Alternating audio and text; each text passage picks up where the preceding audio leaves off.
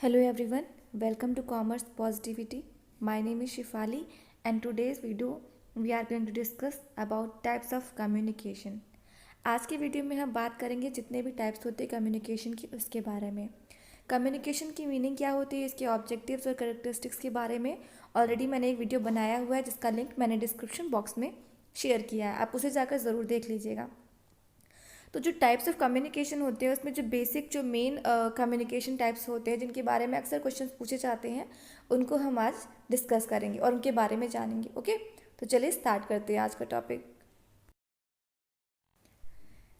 तो types of communication में जो कम्युनिकेशन को है वो कई पार्ट्स में अलग अलग टाइप में क्लासीफाई किया गया है, जिसमें पहला है classification on the basis of relationship element. Okay, तो इसमें जो कम्युनिकेशन उसको 4 पार्ट्स में डिवाइड किया गया है, जिसमें पहली है इंट्रापर्सनल कम्युनिकेशन। ओके, अभी इंट्रापर्सनल कम्युनिकेशन क्या होती है, देखिए इंट्रापर्सनल कम्युनिकेशन जो होती है जिसमें इसमें क्या होता है कि इसमें जो एक इंडिविजुअल होता है वो खुद से ही बात करता है। मतलब in this type of communication an individual almost all the times including talking to oneself, listening to oneself and relating one to oneself. मतलब कि इंट्रापर्सनल कम्युनिकेशन में एक इंडिविजुअल पर्सन जब खुद से बात करता है तो उसको हम इंट्रापर्सनल कम्युनिकेशन में इंक्लूड करते हैं। जैसे कि जब आप मान लीजिए आप कहीं जा रहे हैं और रास्ते में आपने कुछ बहुत ही ब्यूटीफुल सा फ्लावर्स का पार्क देखा, तो आपने अपने आप से बोला oh my God what a beautiful park, है ना। तो जब आप खुद से ही बात करते हो, अपने आप में कुछ कहते हो, तो उसको हम क्या बोलते हैं, इंट्रापर्सनल कम्युनिकेशन कहते हैं। खुद से ही बातें करना अक्सर हम बोलते हैं जब कहीं जाते हैं, कोई बहुत ही सुंदर सी चीज़ देखते तो हम बोलते हैं व्हाट अ ब्यूटीफुल थिंग, है ना। तो जब हम खुद से ही बात कर रहे होते तो हम उसको किस में इंक्लूड करते हैं, इंट्रापर्सनल कम्युनिकेशन में। Okay, it includes individual reflection like meditation, contemplation and even praying to God. जब आप भगवान से प्रार्थना करते हो या आप मेडिटेशन करते हो तो आप क्या करते हो, अपने इनसाइड आप खुद से ही बात कर रहे होते हो। ओके, तो जब हम खुद से ही बात करते हैं, अपने आप में ही कुछ बोलते हैं, तो उसको हम इंट्रापर्सनल कम्युनिकेशन में इंक्लूड करते हैं। We conceptualize and formulate our thoughts or idea before we actually indulge in overt communication. Okay, तो इसके हम इंट्रापर्सनल कम्युनिकेशन कहते हैं। लाइक जैसे कि muttering oh my God, oh no, wow and thank God, this types of words जो हैं वो इंट्रापर्सनल कम्युनिकेशन में यूज़ होते हैं। ठीक है, तो आई होप इंट्रापर्सनल कम्युनिकेशन क्या होती है वो क्लियर हो गया होगा। इन शॉर्ट, जब हम खुद से ही बात करते हैं, अपने आप से ही कुछ कहते हैं, तो हम उसको इंट्रापर्सनल कम्युनिकेशन कहते हैं। ओके, नेक्स्ट है इंटरपर्सनल कम्युनिकेशन।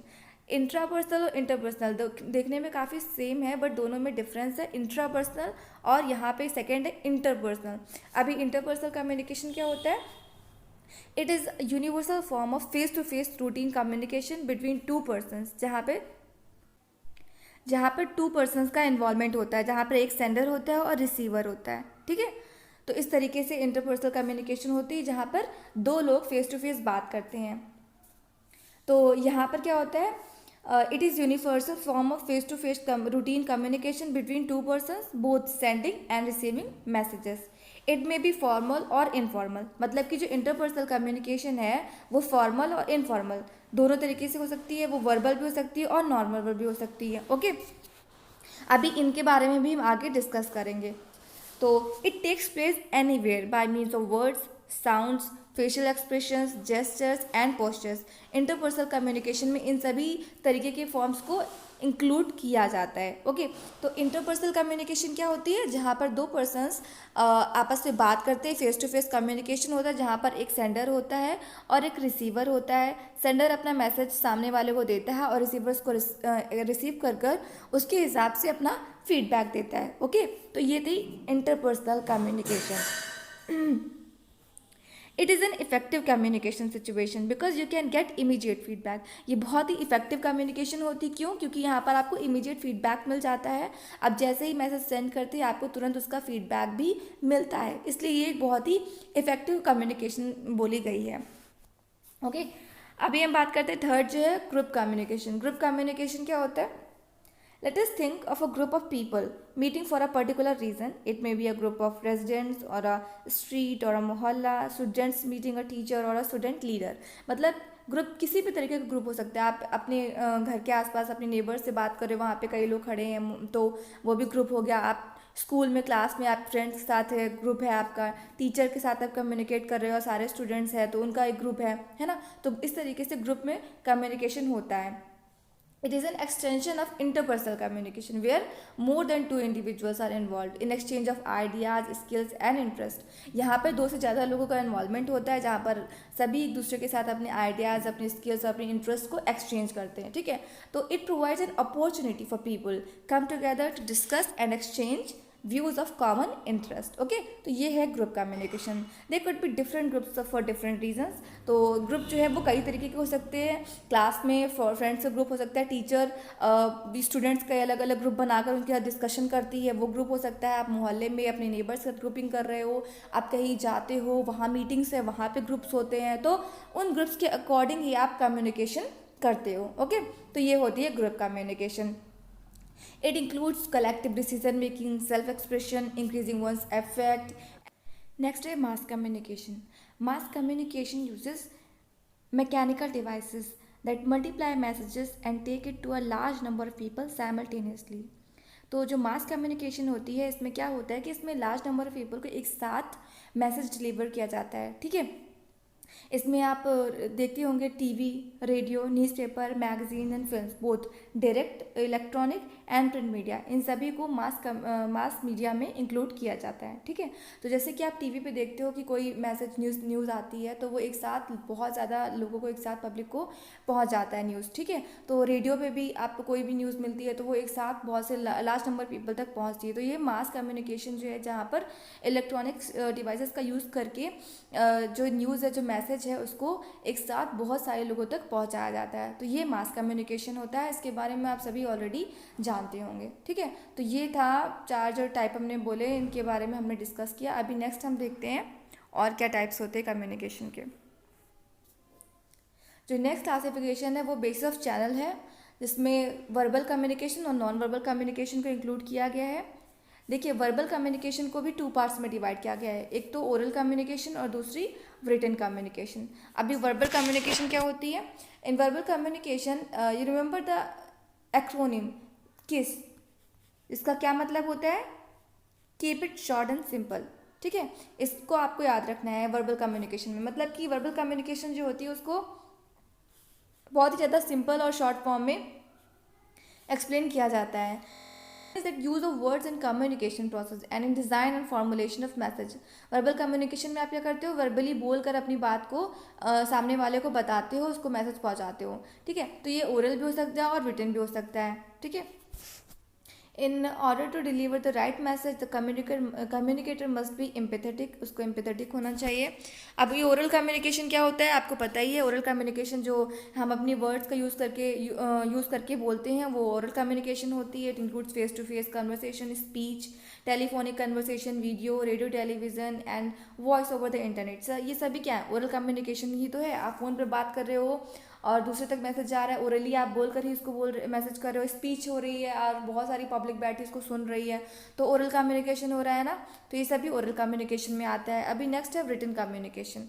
रिटन कम्युनिकेशन क्या होता है? जहाँ पर आप अपनी बात लिख कर एक्सप्लेन करते हो, बोलते हो। In written communication, written science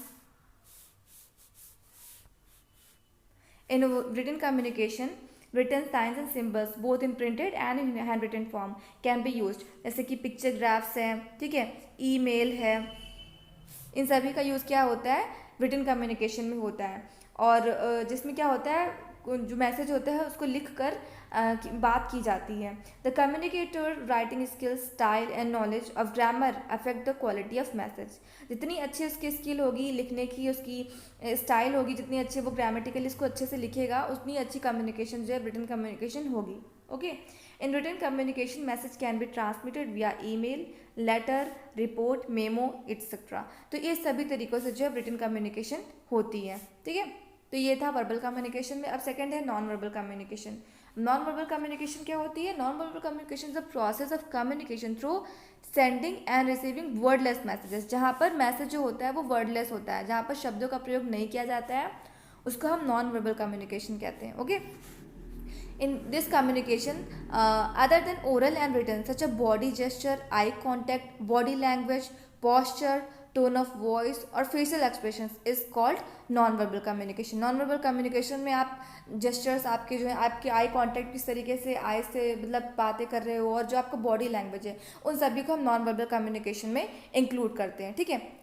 non verbal communication में बेसिकली 3 एलिमेंट्स को इंक्लूड किया गया है. ओके. एक तो अपीयरेंस. ठीक है. सामने वाले पर्सन की अपीयरेंस कैसी है, उसकी बॉडी लैंग्वेज और उसका साउंड, इन तीनों को इसमें इंक्लूड किया गया है. ठीक है. जैसे कि इंडिविजुअल पर्सन है तो it includes both speaker and surrounding. उसकी clothing, hair style, neatness of the speaker, etcetera taken into account. इन सभी चीज़ों को है अपीयरेंस में इंक्लूड किया गया है. ठीक है. जैसे कि इंडिविजुअल पर्सन है, उसकी जो अपीयरेंस है, उसकी क्लोथिंग है, उसकी हेयर स्टाइल है, वो कैसी है, वो सभी उसकी नॉन वर्बल कम्युनिकेशन में आती है. और जो second body language, body language क्या करती है, it includes facial expressions, gestures and postures. ठीक है. वो इसमें आती है. और साउंड, जैसे कि जो इंडिविजुअल पर्सन बात कर रहा है कैसे इंक्लूड कर रहा है वॉइस टोन को, उसकी वॉल्यूम कितनी है एंड स्पीच रेट क्या है, इन सभी को नॉन वर्बल कम्युनिकेशन में रखा गया. ओके. तो ये था वर्बल और नॉन वर्बल कम्युनिकेशन के बारे में. थर्ड है classification on the basis of purpose and style. इसमें फॉर्मल और इनफॉर्मल कम्युनिकेशन को रखा गया है. अब फॉर्मल कम्युनिकेशन क्या होती है? Formal communication, informal communication, certain rules, regulations, convention and protocols are followed while formulating and communicating message. It follows an organisational structure. देखिए, फॉर्मल कम्युनिकेशन में कुछ रूल्स और रेगुलेशंस को फॉलो किया जाता है. आप इसमें कुछ भी, इस जब कम्युनिकेशन में आप कुछ भी नहीं बोल सकते हो. इसमें एक लिमिटेड जो है, लिमिटेड टाइप में ही आपको बोलना होता है. ठीक है. मोस्टली ऑर्गेनाइजेशंस और फर्म्स में फॉर्मल कम्युनिकेशन का यूज़ होता है. ठीक है. तो जैसे कि आप मान लीजिए आप एक स्कूल के स्टूडेंट हैं. ठीक है. स्कूल में आप स्टूडेंट हो, तो आप टीचर से जब बात करते हो तो आप एक फॉर्मल वे में बात करते हो. आपको लिमिटेड बात करनी होती है, आप कुछ भी नहीं बोल सकते हो. ठीक है. आपको एक लिमिटेड वे में ही बात करनी होती है. क्या बोलना है आपको सोच समझ कर बोलना होता है. और ऑर्गेनाइजेशन में भी आप अपनी फीलिंग्स, अपने फ्रेंड्स की तरीके से आप बात नहीं करते. वहाँ पर भी आपकी जो ऑब्जेक्टिव है ऑर्गेनाइजेशन की, उसकी जो गोल्स है, उससे रिलेटेड ही बातें करनी होती हैं. ठीक है. बहुत ही लिमिटेड वे में बातें की जाती हैं और बहुत ही रूल्स और रेगुलेशंस को फॉलो किया जाता है जो भी ऑर्गेनाइजेशन के होते हैं. उस हिसाब से ही कम्युनिकेशन होती है. वहाँ पर अपवर्ड और डाउनवर्ड कम्युनिकेशन होती है, जहाँ पर सुपीरियर होते हैं, सबऑर्डिनेट्स होते हैं, उनके बीच में कम्युनिकेशन होती है. तो वो कम्युनिकेशन कौन सी होती है? Formal communication. So in formal communication, use of right language and correct pronunciation is required. मतलब कि फॉर्मल कम्युनिकेशन में आपको बहुत ही सोच समझ कर लैंग्वेज का यूज़ करना होता है, बहुत ही राइट लैंग्वेज का यूज़ करना है और प्रोनाउंसिएशन को भी करेक्ट रखना होता है. ठीक है. आपको कुछ भी नहीं बोलना है. फॉर्मल कम्युनिकेशन जो होती है उसे बहुत ही सोच समझ कर और एक प्रोटोकॉल को फॉलो किया जाता है और बहुत ही फॉर्मुलेटिंग कम्युनिकेशन होती है. ठीक है. तो फॉर्मल कम्युनिकेशन क्या होती है आपको समझ में आ गया होगा, जिसमें क्या होता है कि रूल्स और रेगुलेशंस को फॉलो किया जाता है और एक बहुत ही लिमिटेड फॉर्म में बात की जाती है. ठीक है. अभी इसके अपोजिट है इनफॉर्मल कम्युनिकेशन. इनफॉर्मल कम्युनिकेशन में क्या होता है कि इसमें आपको ज़्यादा सोचना नहीं होता है, कुछ भी रूल्स और रेगुलेशंस नहीं होते. ये बिल्कुल अपोजिट है फॉर्मल कम्युनिकेशन के. ठीक है. In informal communication, it mainly addresses the social needs of the employees. It is interpersonal and mainly face to face and with use of body gestures. It happens among friends and family. In informal communication, there are no formal rules and regulations for communication. जो informal communication होती है उसमें बिल्कुल भी rules और regulations नहीं होते हैं. आप अपनी जब फैमिली और फ्रेंड्स से बात करते हो तो आप कौन से कम्युनिकेशन का यूज़ करते हो? इनफॉर्मल कम्युनिकेशन का. ठीक है. तो बिल्कुल अगर हम शॉर्ट में बात करें तो जो इनफॉर्मल कम्युनिकेशन होती है वो फॉर्मल कम्युनिकेशन के बिल्कुल अपोजिट होती है. आप जब अपने फ्रेंड्स से, अपनी फैमिलीज़ के साथ बात करते हो, अपनी आइडियाज़, अपनी इमोशंस को शेयर करते हो, तो वो क्या होती है? इनफॉर्मल कम्युनिकेशन होती है, जिसमें आपको बहुत ही ज़्यादा सोचना नहीं पड़ता है कि आपको क्या बोलना है, कितनी लिमिटेड बातें करनी है. ठीक है. तो ये इनफॉर्मल कम्युनिकेशन होती है जहाँ पर अपने फ्रेंड्स के साथ बैठ कर अपनी बातें कर रहे हो, अपनी पुरानी बातें शेयर कर रहे हो. ठीक है. तो पुराने दिनों को शेयर कर रहे हो, अपनी हंस रहे हो, बोल रहे हो, मतलब बिल्कुल इंजॉय कर रहे हो. तो वो होती है इनफॉर्मल कम्युनिकेशन. ओके. तो ये होते हैं ये सारे जो थे टाइप्स थे कम्युनिकेशन के, जिसमें हमने सारे कम्युनिकेशन को समझा.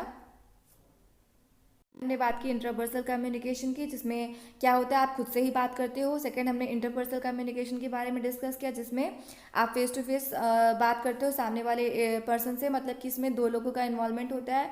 ग्रुप कम्युनिकेशन जहाँ पे बहुत सारे लोगों का इन्वॉल्वमेंट होता है, सभी अपने आइडियाज़ डिस्कस करो, अपने इंटरेस्ट को डिस्कस करते हैं, उसके बारे में बात करते हैं। और मास कम्युनिकेशन जहाँ पर क्या होता है, एक इलेक्ट्रॉनिक डिवाइसेस का यूज़ करके एक साथ एक मैसेज को बहुत सारे लोगों के बीच में डिलीवर किया जाता है। ठीक है, तो ये सारे चार थे जो क्लासिफिकेशन जो था रिलेशनशिप के बेसिस पे था। सेकंड आता है आपका जो कम्युनिकेशन का टाइप है वो वर्बल कम्युनिकेशन, और सेकंड है नॉन वर्बल कम्युनिकेशन, जिसमें हमने वर्बल कम्युनिकेशन में ओरल कम्युनिकेशन और रिटन कम्युनिकेशन को जाना, और सेकंड हमने नॉन वर्बल कम्युनिकेशन के बारे में बात की। ठीक है, थर्ड आपकी फॉर्मल और इनफॉर्मल कम्युनिकेशन थी, जो थी पर्पस और स्टाइल की बेस पर। ठीक है, तो आई होप आपको वीडियोस में जो भी मैंने कम्युनिकेशन के बारे में समझाया वो समझ में आ गया होगा। अगर वीडियो अच्छी लगी हो तो लाइक करें, चैनल को सब्सक्राइब ज़रूर कर लें। अगर वीडियो में मैं बहुत फास्ट बोल रही थी तो उसके बारे में भी बताएं, अगर स्लो थी उसके बारे में बताएं, अगर कुछ कन्फ्यूज़न है तो वो भी बता दीजिएगा।